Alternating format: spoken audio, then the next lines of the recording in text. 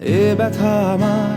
নয় শুধু একার, বিপ্লবী তিলোত্তমা করেছে অঙ্গীকার, লুটিয়েছে প্রাণ তাই ধরেছি গান, করছি প্রার্থনা বিফল না যায় সে বলিদান। আজ উঠুক জেগে সুপ্ত চেতনা, অন্ধকার হতে আলোকে হোক না পথ চেনা। আর কবে, আর কবে, আর কবে, আর কবে, আর কবে, আর কবে, আর কবে চোখ মেলে তাকাবে, আর কবে, আর কবে সমব্যথী হবে,